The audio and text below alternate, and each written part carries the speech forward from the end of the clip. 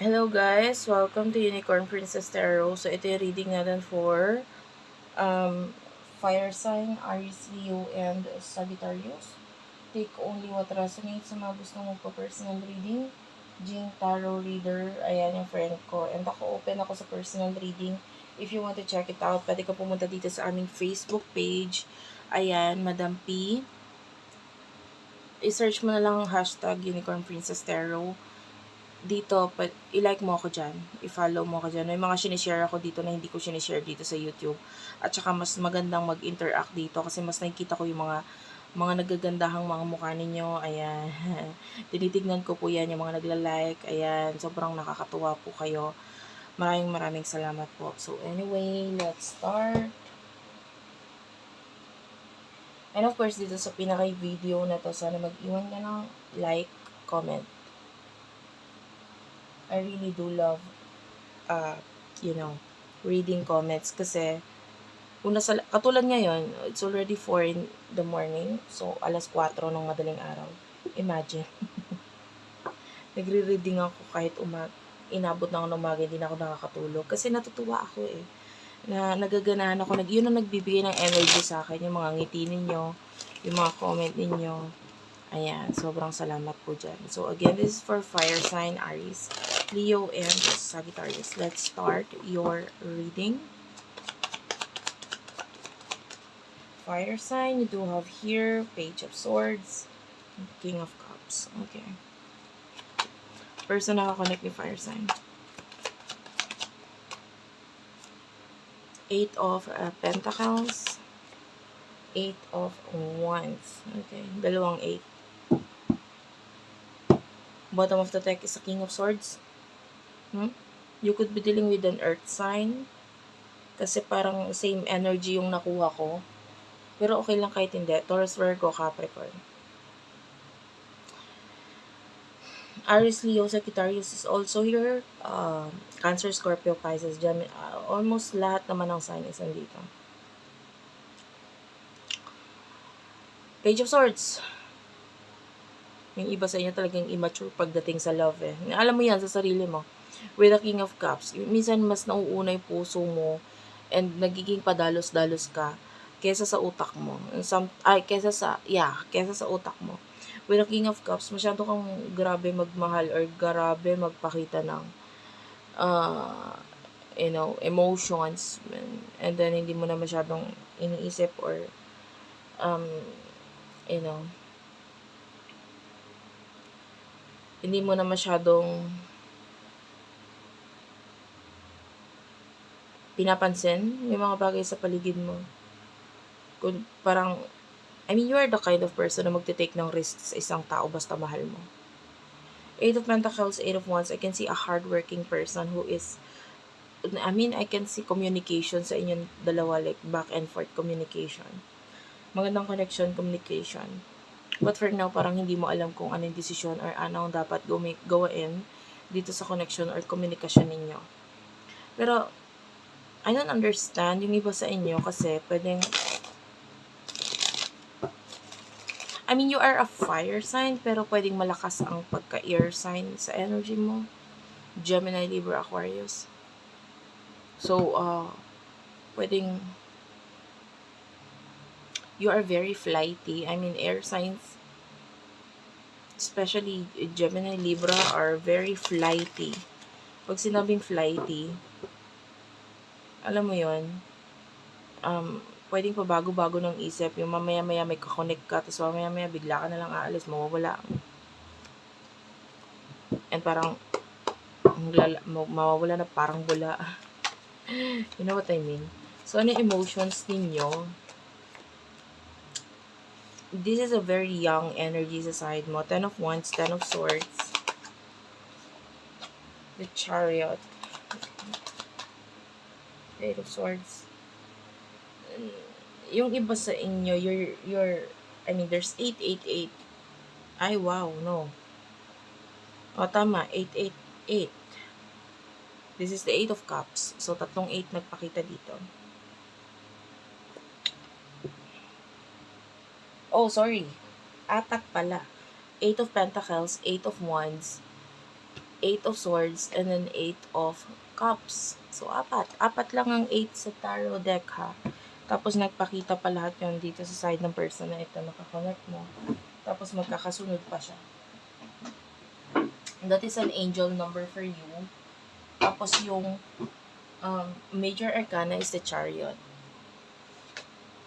Okay. So, anong ibig sabihin nun?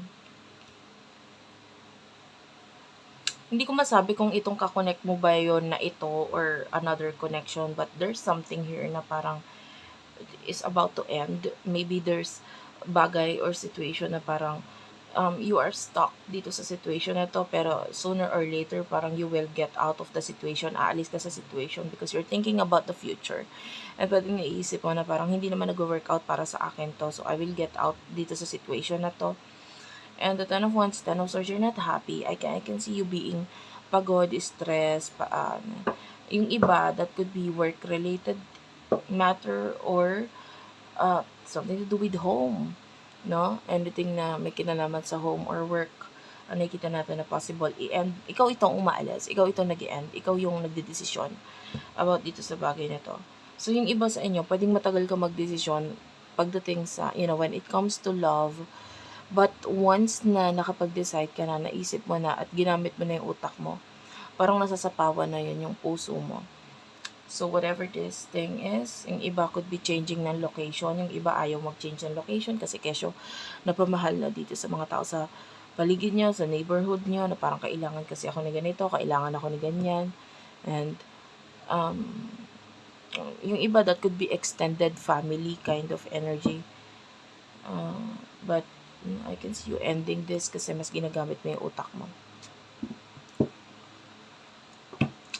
Wala akong nakitang emotions dun kasi honestly, iba-iba yung connection or iba-iba yung energy na nakuha ko. So, hindi ko babanggitin ng emotions. So, what will happen in the future sa inyong dalawa or sa iyo mismo? Fire sign, Aries, Leo, Sagittarius. Ano ang near future for you, Aries, Leo, and Sagittarius?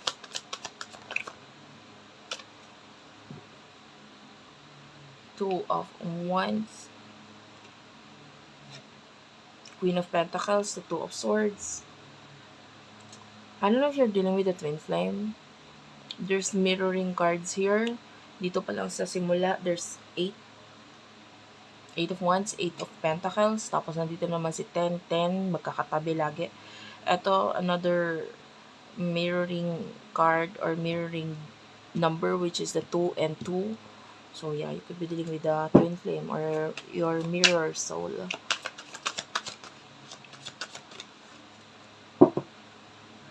Ayan, talagang gusto lumabas ng 8, oh. Kanina nasa bottom of the deck siya, pero 8 of Cups is here. Page of Wands, the Hanged Man, and the 6 of Swords. Wait, I cannot. Yung energy niya, kasi nagpakita siya ito, reversal eh. Tapos, ang kukunin kong energy nito is reversal. Naramdaman ko yung reversal energy. Two of Wands, well, I can see you, may mga plano ka in the future, in the near future. Queen of Pentacles. Something to do with your money or your status. I can see with the Two of Swords na pwedeng may pagdedesisyon dito regarding your status, regarding your wealth, money. I mean, you will be more money-wise. Well, nakakita tayo ng mga respeto, paghanga, pagmamahal ng ibang tao sa'yo. And yeah, a lot of people you will gain a lot of respect. They will see you as someone na parang, wow, ang galing, gato ganyan. Kinaya niya yun, or yeah, a lot of respect. Paghanga na rin. Page of Wands and the Hanged Man, I can see a connection or maybe a new person. Basta there's a person, a young person na in the future pwedeng maghihintay itong person na to sa'yo. Like, you are someone na kahintay-hintay na. Like, you are someone na mataas ang value or mahalaga or someone na parang napakaswerte kung sinong taong pipiliin mong makasama or mamahalin mo. The Six of Swords is in reverse. I feel like itong person na to, hindi siya to. Another person is hindi kayang mag-move on.